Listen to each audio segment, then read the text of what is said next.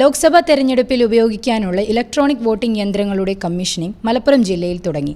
സ്ഥാനാർത്ഥികളുടെ പേര്, ചിഹ്നം, ഫോട്ടോ എന്നിവയടങ്ങിയ EVM ബാലറ്റ് ലേബലുകൾ ബാലറ്റ് യൂണിറ്റുകളിൽ പതിച്ച് സീൽ ചെയ്ത ശേഷം കൺട്രോൾ യൂണിറ്റ് ടാഗുകൾ ഉപയോഗിച്ച് സീൽ ചെയ്യുന്നതിനെയാണ് EVM കമ്മീഷനിംഗ് പ്രക്രിയ.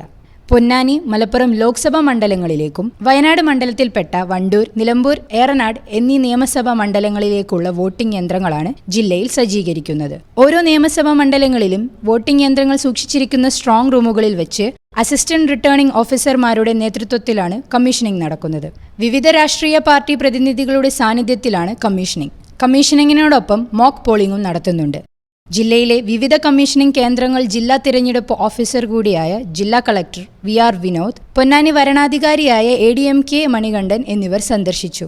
തിരഞ്ഞെടുപ്പ് വേളയിൽ വോട്ടിംഗ് യന്ത്രങ്ങൾക്ക് തകരാറുണ്ടായാൽ പരിഹരിക്കുന്നതിനായി പൊന്നാനി, മലപ്പുറം മണ്ഡലങ്ങളിലേക്കായി ഭാരത് ഇലക്ട്രോണിക്സ് ലിമിറ്റഡിൽ നിന്നുള്ള 28 എഞ്ചിനീയർമാർ ജില്ലയിലെത്തിയിട്ടുണ്ട്. ഓരോ നിയമസഭാ മണ്ഡലത്തിലേക്കും 2 വീതം എഞ്ചിനീയർമാരെയാണ് നിയോഗിച്ചിട്ടുള്ളത്.